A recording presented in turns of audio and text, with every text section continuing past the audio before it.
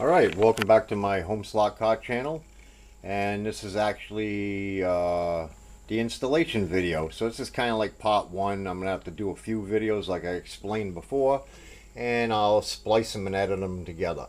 So to start off, I went back, reviewed all the PDFs he sent me and stuff, and I'm going to have to review them again how to run it. But I just reviewed them. I like to read my instructions like 10 times till they're burnt to my memory. Then I like to think things over a couple days, like I said. So this might take me a couple days to do, probably by the weekend. So first of all, what I did here, as you can see, I kind of laid it out. But before I did that, I had to determine a spot for my Christmas tree tower, and the sensors are only so long to the starting gate. So that being said, I mean, you can custom order this any length you want. He'll accommodate you. But I just ordered it with the lengths he told me, and these are a little short. I mean, I wouldn't go halfway down the track, but they'll work out fine right there. So what I did was, just to show you, I tried a position because I usually film like this, and I just wanted to make sure I could get that whole Christmas tree lighting set up and the length of the track. So I had to go on that side. If I went to the right side, then it would start like hiding some of the strip all the way down. So I think that'll be a good position right there. So what I did was, first of all, obviously, I laid it out. So that's where the tower is going to go. I actually got to drill a hole there, get the wires through, or at least cut a groove in there to feed them through and come back up. Then I have the first two starting gate sensors here, and there we go. Lay down. So the little sensors here. Sorry, I'm working with one hand. So the ones in the track, you can see them right there. I believe those are 3mm, and we're working with 5mm. So actually, right adjacent to it, right there, I'm going to have to mount this, drill a hole and mount that flush in there, and the same thing on this side. Now placing that there, figuring out that goes there, I ran my wires to the end, and come to find out, I still had about 2 feet, maybe 2.5 feet to play with. I made it all the way down. So the wires are going to run down the sides of my track, probably underneath the track, probably not underneath the table. I haven't decided yet, so I got to think things over. And we're going to come all the way down to here. And down here is where the next sensors go.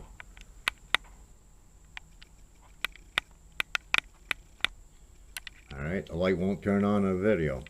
So anyway, well, let me flip it on. You'll see.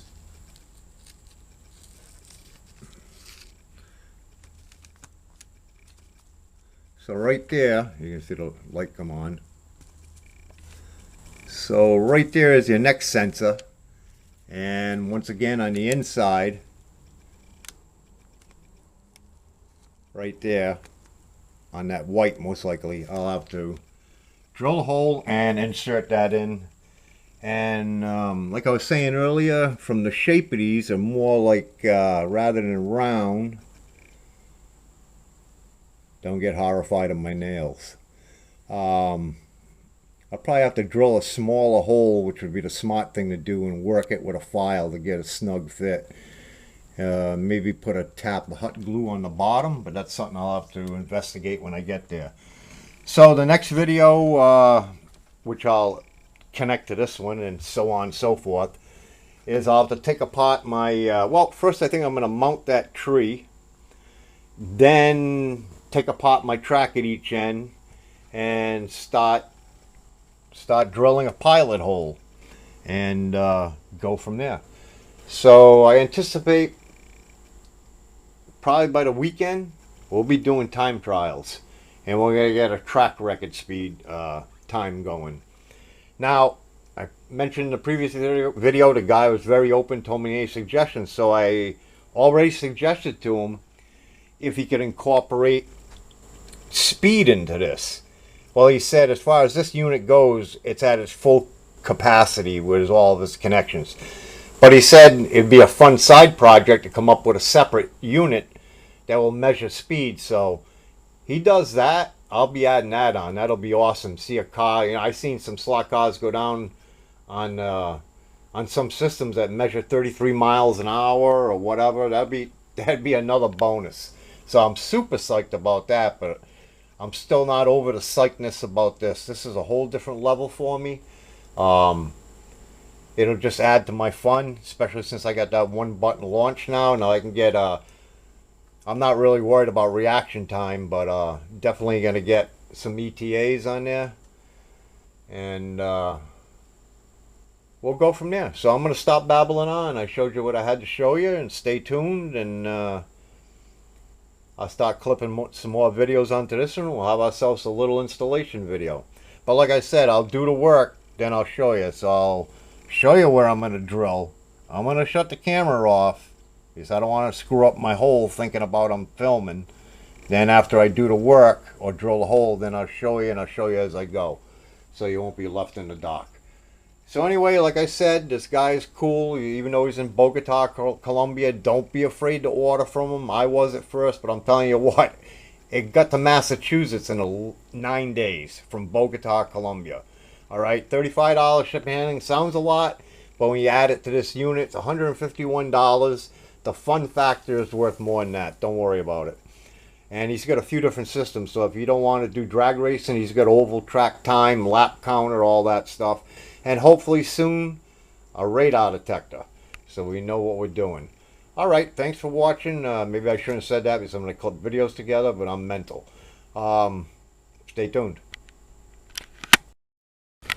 All right, so this point here, what I did so far is I mounted the Christmas tree, and to do so, I had to use a 15/16 bit, which is a perfect size hole to run the wires through. Also, to run the wires under and the sensors up to the track.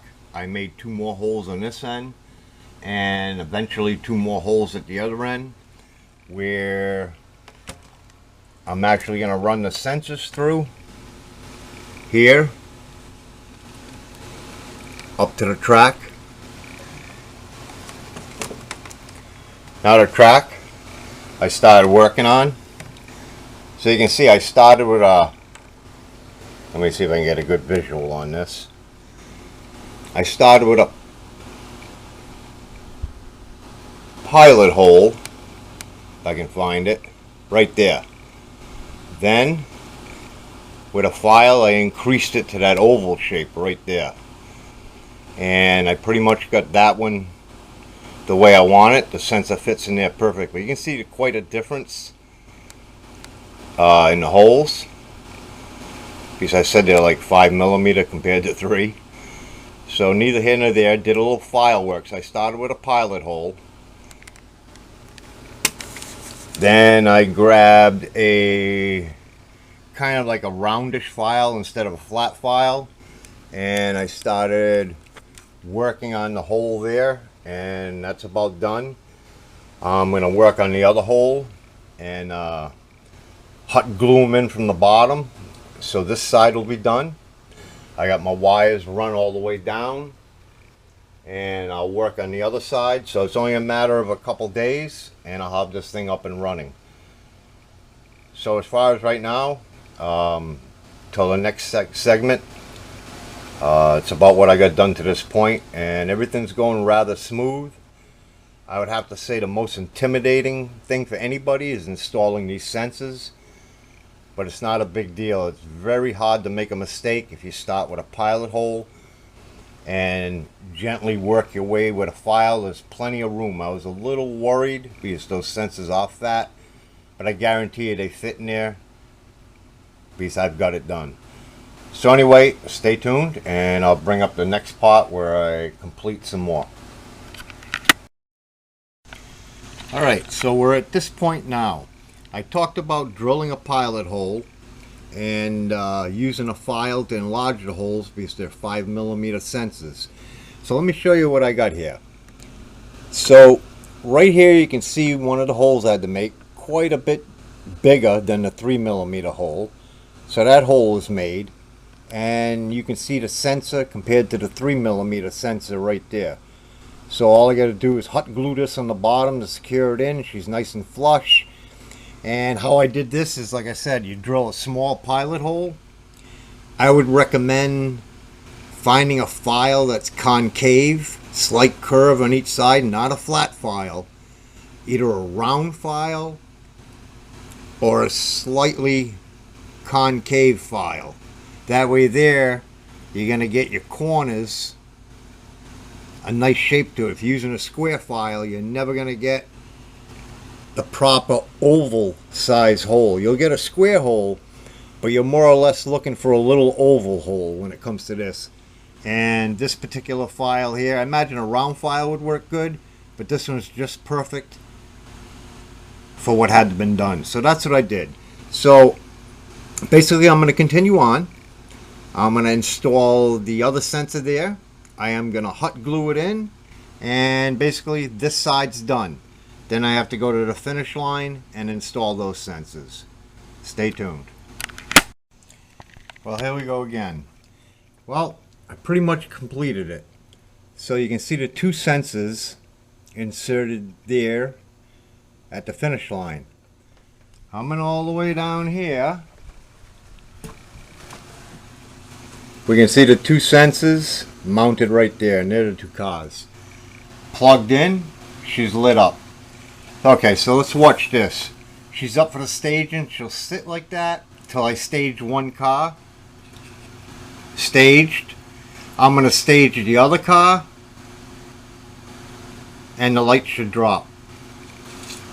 Staged. There we go. There's a drop. So that's how that works. Pretty good. So let me do a quick run, see how this works. Back this one up. We'll put this one on the starting line. I guess we'll have to get both of them in there.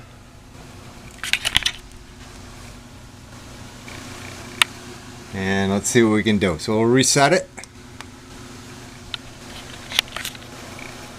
Reset. Let me get my hand controller. We'll stage the car I'm not going to run. We'll stage the car I'm going to run, and we're going to take off.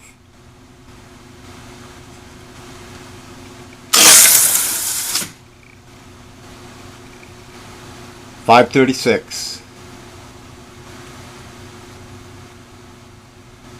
and 1.62. So reaction time was 5:36 and 1.620. So this is going to work out pretty good. Let's try it one more time with one of my faster cars. Bear with me.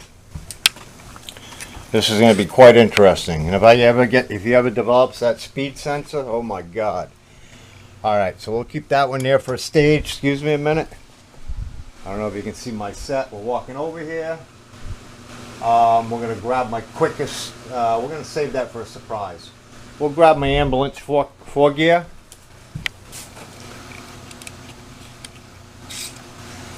And we'll stage it up. We'll reset. We have the reset. We'll stage up the first car to get it going. Staged. We'll stage the second car and get going.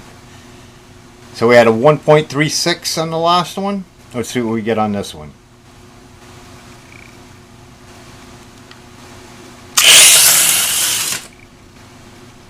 Well, 1.05, 1.508 on that. It's not bad. It's pretty accurate. I guess it's accurate. So I'll get some times down once I get used to running these, and that's about it. So I guess the next video, I might practice a little bit off camera, but I guess the next video we're going to run some cars and get some ET times. So that's a cool thing. This is awesome. I'm just psyched about this. It looks so good. So anyway, that's about it for installation. I'm telling you, don't be afraid. The The biggest part of it is drilling the hole. I showed you how to do it. You shouldn't be afraid. There's plenty of room to fit it in there. I did it. And you need a drill bit, a drill. I recommend that concave or round file. Definitely hot glue gun to secure it in there. And other than that, it's just basically custom application. The tree is meant to go obviously in the middle of the track, so if you got a wooden track, probably you got your lanes a lot further apart. This is also meant for Hot Wheels or a Boy Scout wooden derby, so obviously that would fit in the middle of the track.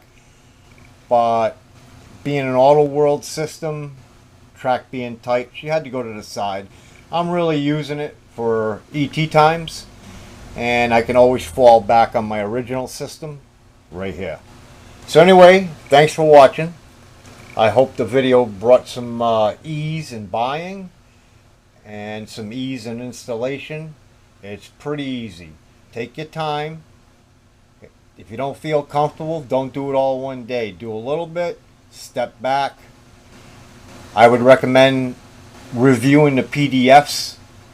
Read them over like 10 times. That's what I did. I like to burn them into my memory. So anyway, once again, thanks for watching. Stay tuned, and we should have some exciting racing coming up.